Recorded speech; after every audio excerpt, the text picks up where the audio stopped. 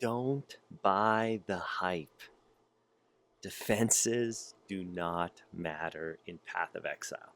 Jonathan and Mark want you to believe in a dream that active block, meticulous kiting, and slow measured gameplay are going to be the keys to success in Path of Exile. But let me tell you something. Defense is bait. Don't be the fish on the line. If your enemies don't have time to hit you, they can't kill you. In Path of Exile, damage is king. And I can prove it to you. Not only in Path of Exile 1, but Subtractum just proved it in Path of Exile 2. 10 seconds. Yeah. All right, let's see what Hillock has. I'm very excited. Sweet. Oh. If you're unfamiliar with the Gauntlet, let me introduce you to its creator, Zizaran.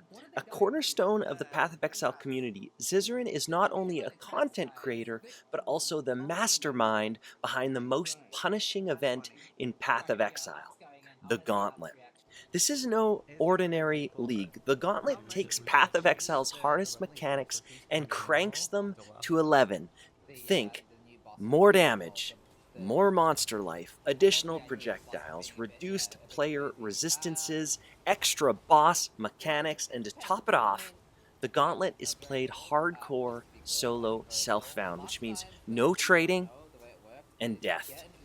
The Gauntlet is a crucible where Path of Exile's best players shine, and among them there is only one, and his name is Ben. Let me tell you the story of the Runic Strife Gauntlet. Now, the leveling meta has revolved around a skill lately known as Poisonous Concoction. The reason why Poisonous Concoction is so great is that it doesn't require a weapon, only flasks. It frees up resources for stacking life and chaos damage. Poison's damage over time scaling ensured that Ben could clear packs and deal with rare enemies effortlessly. Pairing Poisonous Concoction with Herald of Agony created a synergy where poison scaled exponentially with levels. This skill's life flask synergy helped him deal damage. Once Ben hit Act 3 Library, he unlocks key support gems for his first pivot. The next skill gem is Power Siphon Mines. He respect from poison damage to elemental damage. Why Power Siphon with mines? Mines multiply damage by letting you stack charges and detonate them simultaneously, making them ideal for mid-game dominance.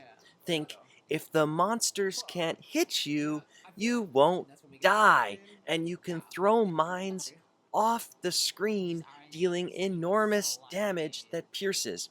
Using Swift Assembly and Trap and Mine damage support gems, Ben turned every detonation into a devastating AoE event.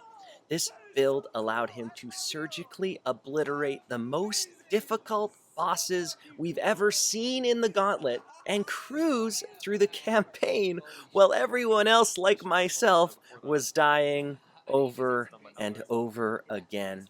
But even with its power, Power Siphon Mines had limits. Enter Lightning Strike. To explain the swap to Lightning Strike, I need to explain a little bit about the most recent balance shakeup, which saw huge buffs to melee skills. The unique thing about Lightning Strike is that it is a melee skill that fires projectiles. Lightning Strike converts 50% of your physical to lightning damage, allowing it for massive elemental and melee scaling. The skill's dual nature ensures incredible single target damage through overlap and superior area coverage for clearing mobs. Flat elemental damage from Gear and Wrath Aura boosted both melee and projectile hits. Attack speed ensures rapid damage application, and the support gems like elemental damage with attacks and greater multiple projectiles amplifies its damage to absurd scaling. Think those T16 maps. Lightning Strike perfectly balanced melee buffs with projectile versatility, bridging Ben's transition to bossing. To explain Ben's final form, I need to introduce you to one last YouTube creator named Connor Converse. He's a standout deep delve player, and he's earned a reputation for his in-depth analysis and bold predictions of end game builds. Connor approaches theory crafting by identifying overlooked mechanics with exponential scaling. In Molten Strike of the Zenith, he highlights the skill's synergy with strength stacking, attack speed, and projectile scaling. This approach not only enhances Molten Strike's raw power, but also smooths out its sawtooth damage pattern by leveraging high attack speed. In his analysis, which you can watch on his YouTube channel, Connor noted the inherent strength of Molten Strike of Zenith, including its 84% damage buff and 5th hit scaling mechanic. Unlike other skills that gained popularity and were nerfed, like Mana Forged Arrows, Molten Strike of the Zenith flew under the radar due to its two-hander requirements, a mechanic many players avoided. Connor has repeatedly demonstrated the viability of Molten Strike of Zenith in tackling the game's most demanding challenges, from Tier 17 maps to Deep Delve. So for boss killing, we saw Ben use Molten Strike of Zenith and transition one final time to completely clear the most difficult gauntlet, proving that damage conquers the game's hardest challenges. Now, we don't have all the details in Path of Exile 2 yet, but Subtractum's most recent Sorcerer's playthrough gives us a clear data point. Damage still reigns supreme.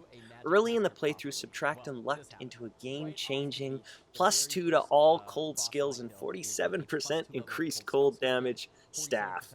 This single drop elevated his Sorcerer's playthrough into a joke. Subtractum's gameplay, propelled by this extraordinary staff, showcased how overwhelming damage can reduce even the most challenging fights to easy playthroughs. It's proof that whether we're in Path of Exile 1 or Path of Exile 2, damage is everything. Long live the king.